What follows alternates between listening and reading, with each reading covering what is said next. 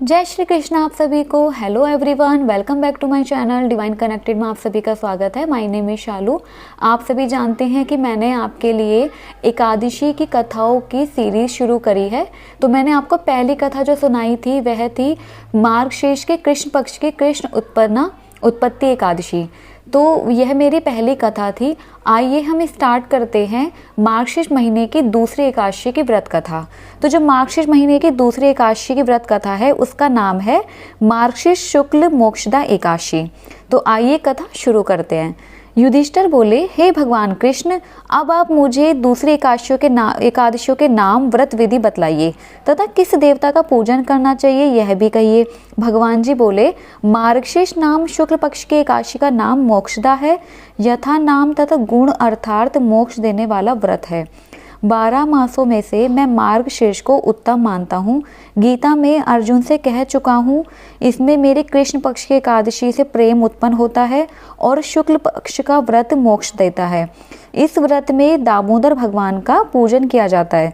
आज व्रतधारियों को यजमान से मेरी उखल बंद लीला का श्रवण करना योग्य है। अब मोक्षदा एकादशी की पौराणिक कथा सुनाता हूँ। प्राचीन गोकुल नगर में वेखानस नाम का राजा धर्मात्मा और भक्त था। उसने रात्रि को स्वप्न में अपने पूज्य पिता को नरक भोगते हुए देखा। प्रातः ज्योतिषी वेद पाठी ब्राह्मणों से पूछने लगा, मेरे पिता का उद्धार कैसे होगा?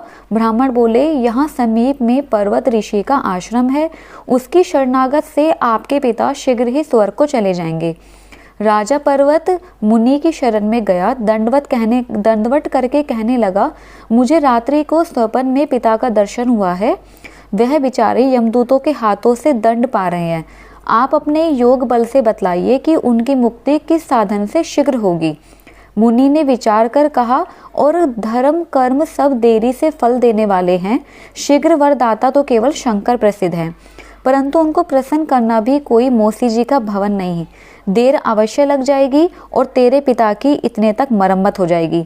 इस कारण सबसे सुगम और शीघ्र फलदाता मोक्षदा एकादशी का व्रत है। उसे विधि संयुक्त परिवार सहित करके पिता को संकल्प कर दो, निश्चय उसकी मुक्ति होगी।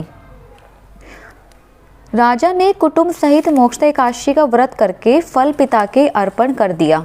उसके प्रभाव से वह स्वर्ग को चला गया।